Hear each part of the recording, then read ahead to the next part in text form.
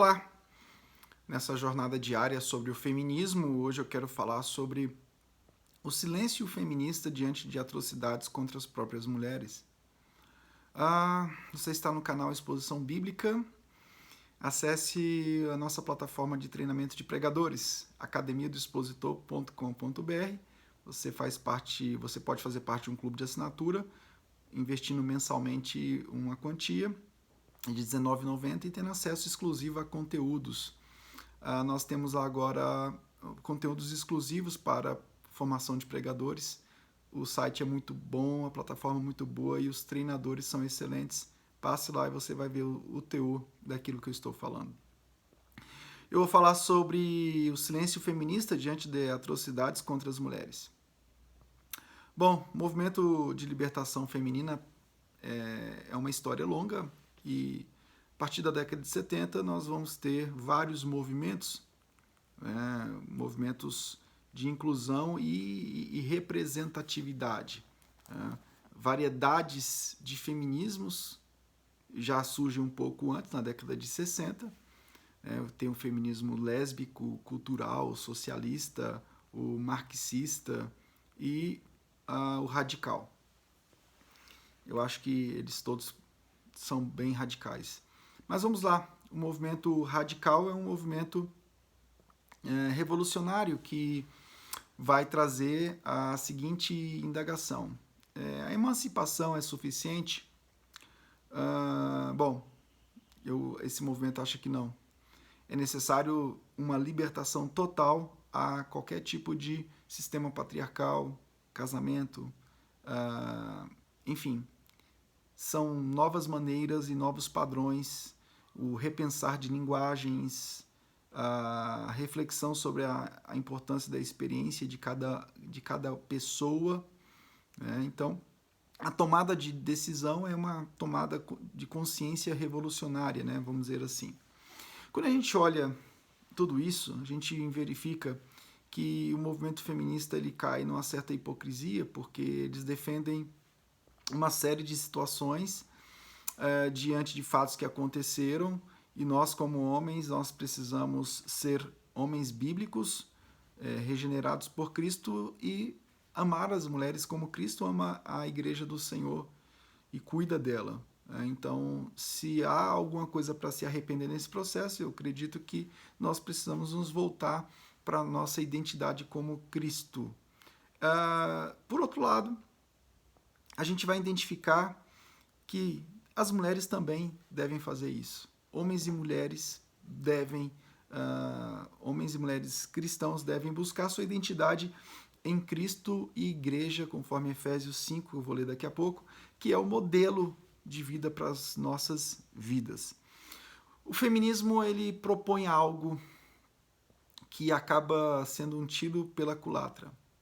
Quando a gente olha, por exemplo, os Jogos Olímpicos e a situação agora nas Olimpíadas do Japão, de um homem que se vê como mulher competindo com as mulheres. A gente vê situações de banheiros que são usados por mulheres, podendo ser usados em algumas situações por homens que se veem como mulheres. Agora, você imagine o constrangimento disso tudo para as próprias mulheres. Então, eu vejo que o movimento feminista ele é um movimento extremamente egoísta e nós, como cristãos, precisamos refletir biblicamente acerca de tudo isso e refletir também acerca de consequências práticas, não só para o cristão, mas para a sociedade como um todo. Você imagine mulheres, por exemplo, que se veem como homens e têm a possibilidade de, em algum momento da história, de compartilhar uma cela na prisão, por exemplo, com outros homens. Por quê? Porque o movimento de igualdade e de subversão de identidade ele tem que ser um movimento completo, vamos dizer assim. Se a mulher se vê como homem, então se ela for presa, ela vai ter que compartilhar a cela com homens. Não é isso que o movimento precisa? Não é isso que o movimento quer? Então, olha a incoerência de tudo isso, olha aonde tudo isso vai parar. E a gente percebe que o movimento feminista ele se cala diante de atrocidades. Né? Atrocidades até contra as próprias mulheres, mulheres que estão dentro de um recinto extremamente feminino, e elas estão compartilhando com outras pessoas que se dizem mulheres, mas não são mulheres. Você imagine a quantidade de crimes que vai acontecer, até mesmo de estupro, de pessoas que se dizem mulheres, sendo homens, mas na verdade estão se infiltrando para até cometerem atos abusivos sexualmente. Tudo isso é uma loucura. Bom, o movimento feminista se cala diante dessas coisas. Né? E nós precisamos refletir sobre a verdadeira liberdade de homens e mulheres. A nossa verdadeira liberdade é o Evangelho, é Jesus Cristo. Esse movimento feminista, os movimentos feministas, eles, a partir da década de 70, vão buscar uma liberação em todos os sentidos. Vão buscar mais do que uma emancipação, né? Vão buscar uma subversão de identidade. E isso nos leva a crer que nós precisamos pregar que em Cristo Jesus nós temos uma nova identidade que reveste os próprios efeitos da queda. Tudo isso que a gente está vivendo são os efeitos da queda humana em Adão. Cristo Jesus nos transforma em homens e mulheres com uma nova identidade. Homens e mulheres em Cristo Jesus têm uma salvação e o senhorio, que é o modelo perfeito. Cristo é o Adão perfeito, é o segundo Adão, que nos leva a entender que essa autonomia, essa emancipação que o homem buscou no Éden e busca até hoje, isso tudo é vivido, é revestido para um senhorio poderoso de Cristo Jesus. É um senhorio em amor. Eu creio que o que as pessoas, o que homens e mulheres sem Cristo procuram é um tipo de liberação, e eles acabam encontrando senhores muito malvados. Cristo é um Deus amoroso. Cristo, ele exorta-nos a sermos santos. Ele não é um pai que libera de qualquer forma. Existe um monólogo com Cristo. Não é aquele tipo de pai da pós-modernidade que só dialoga e o filho acaba vencendo sempre. Não. Ele tem um monólogo com exigências, mas ele é um pai amoroso, ele trouxe uma liberdade perfeita para nós. E é isso que nós precisamos, uma relação de amor e respeito.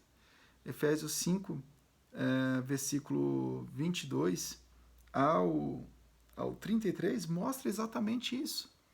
O que Cristo fez por nós. O livro de Efésios vai tratar dos principais temas teológicos da vida cristã, né, que fundamentam a fé cristã. E no capítulo 5, 22 em diante, vai trabalhar esse lar como modelo de uma vida redimida. E esse lar como modelo de vida redimida, homens e mulheres vivem no modelo perfeito que é Cristo. E a igreja como um modelo de serva redimida. É o servo perfeito de Deus, ele exerce autoridade sobre a serva igreja que vive debaixo desse senhorio, desse Senhor perfeito, desse Senhor que tem todo o mérito, né, conquistado na cruz por nós. E nesse modelo as mulheres são submissas ao seu próprio marido como ao Senhor. Então não é uma submissão cega, não é o ser subjugada. Ela é submissa como ao Senhor. É uma relação que envolve o senhorio de Cristo.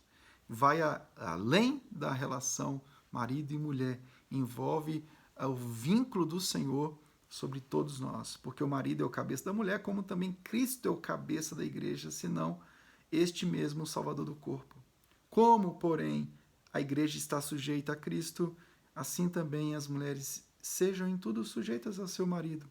Maridos, amai a vossa mulher como também Cristo amou a igreja e a si mesmo se entregou por ela. Então essa liberdade que Cristo traz para homens e mulheres tem um modelo redentivo maravilhoso, Cristo e a igreja. Então os homens, eles amam suas esposas, as mulheres se submetem aos seus maridos, tudo nessa relação. Assim como Cristo ama a igreja, se entrega por ela, a mulher, ela se submete ao marido, assim como ao próprio Senhor que a salvou e a redimiu. E ambos vivem nessa relação de amor e respeito para a glória de Deus. Essa é a verdadeira liberdade a qual Cristo nos chamou. O restante é radicalismo, o restante faz parte de projetos autônomos, o restante faz parte de uma emancipação, que é fruto da própria queda lá de Adão. Literalmente, o silêncio feminista demonstra o silêncio feminista diante das atrocidades que as próprias mulheres sofrem demonstra a fragilidade dos argumentos desse movimento como um todo e nos leva a crer cada dia mais que o que homens e mulheres precisam literalmente é do Evangelho de Jesus Cristo. Que Deus te abençoe no nome de Jesus. Amém e amém.